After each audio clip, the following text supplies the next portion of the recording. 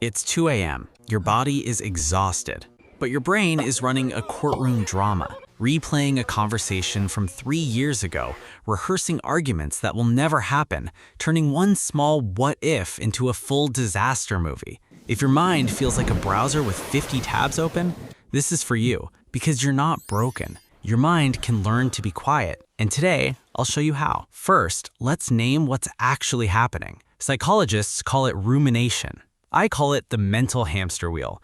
You run and burn all your energy and end up exactly where you started. Sound familiar? That loop in the shower, the replay on your commute, the 3 a.m. board meeting with your own regrets. Here's the strange part. Your brain genuinely believes it's helping. It treats every unsolved worry like an open loop, and brains hate open loops.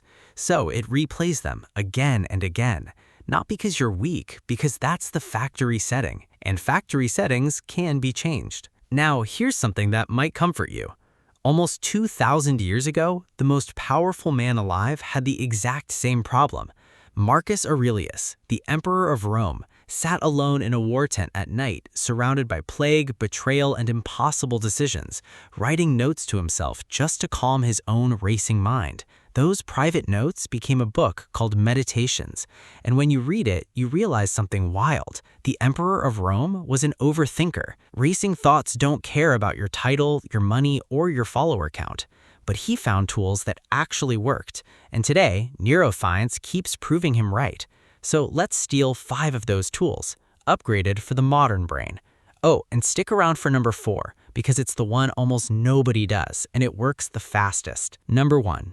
Name the storm. When a wave of anxious thinking hits, most of us do one of 2 things. We fight it or we obey it. There's a third option almost nobody uses. Label it. Literally say it, out loud or on paper.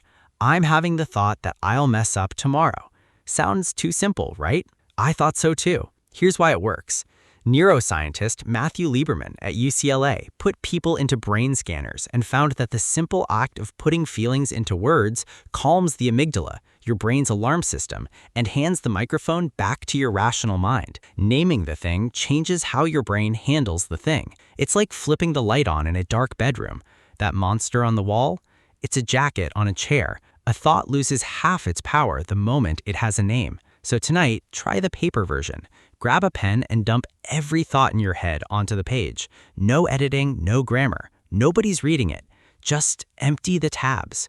Your brain keeps repeating what it's afraid to lose, and once it's written down, it can finally let go. That page becomes external storage, and your head?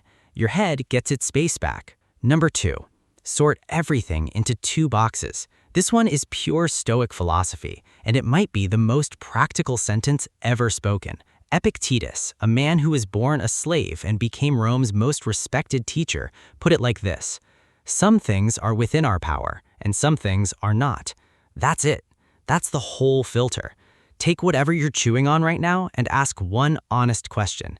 Can I actually control this? What that person thinks of you? Not in your box. The economy? Not in your box. That awkward thing you said in 2019? Definitely not in your box. But what you do in the next hour, what you say, what you practice, where you place your attention, that's 100% yours. Notice how small that box is? Good. Small means manageable. Small means yours.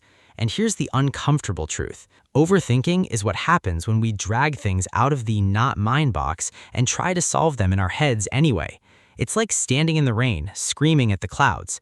You can do that all day, or you can grab an umbrella and keep walking. Same rain, completely different life. So every time the spiral starts, pause and ask, is this in my box? If the answer is no, practice putting it down. Not because it doesn't matter, but because carrying it changes nothing except how heavy you feel. Number 3, give your worries an appointment. I know how this sounds. Stay with me. Psychologists at Penn State tested a strange technique with chronic worriers. The rule wasn't stop worrying. The rule was postpone it. Pick a 15-minute window, let's say 6 p.m. Whenever an anxious thought shows up at a random hour, you tell it, not now. You have an appointment at 6. Write it down in one line and go back to your life. The results? Worry dropped. Sleep improved. People felt more in control within weeks. Why does this work? Because your brain repeats thoughts it's afraid you'll forget. like a toddler tugging your sleeve until you finally look down. The moment you write the worry down and give it a time slot, the toddler relaxes. Someone's handling it. And no, this isn't avoidance. Avoidance pretends the thought doesn't exist. This is scheduling. Big difference. You're not ignoring your problems. You're refusing to let them ambush you. Here's the twist people discover. When 6 p.m. actually arrives, half of those urgent catastrophes suddenly look small, boring even. Some already solved themselves. You didn't suppress a single thought. You just stopped letting them interrupt your entire day. And that shift matters because you become the manager of your mind instead of its employee. Number 4, stop thinking and start moving. Here's a truth that stings a little. You cannot always think your way out of overthinking. The tool causing the problem can't always fix the problem, but you can walk your way out. And no, this is not the cliché, just exercise more speech. This is about interrupting a specific brain circuit. Rumination lives in something scientists call the default mode network, the brain circuit that switches on when you're idle and loves replaying your worst moments on a loop. Researchers at Stanford sent people on a 90-minute walk in nature, then scanned their brains. The result? Less activity in the exact brain region tied to rumination, and far fewer repetitive negative thoughts. And it's not just walking. Any real movement burns off stress chemicals like cortisol and releases the ones that make sticky thoughts less sticky. That's not motivation talk, that's chemistry. Think of your mind as a snow globe. Sitting still, staring at the swirling flakes, analyzing the flakes, judging the flakes, keeps them swirling. But rhythm, walking, running, lifting, even 10 push-ups on your bedroom floor lets the storm settle on its own. So the next time your head is spinning at full speed, don't negotiate with it. Stand up, move for 10 minutes, and let your body finish the argument your mind couldn't win. And number 5, the deepest one, come back to now. Quick question. Have you ever noticed where your overthinking actually lives? It's always in one of two places, the past or the future. Never here. Rumination is a time machine, and it only travels to places where you have zero power. Seneca saw this 2,000 years ago. We suffer more often in imagination than in reality. Sit with that for a second. Most of the pain you felt this week came from events that never actually happened. Imaginary events, real suffering. So here's the modern fix for the ancient problem. Your attention works like a spotlight, and it can only fully light one stage at a time. When you feel the spiral pulling you under, drop out of your head and into your senses. Feel your feet pressing into the floor. Name 3 things you can see, 2 things you can hear, 1 thing you can touch. This isn't magic, it's mechanics.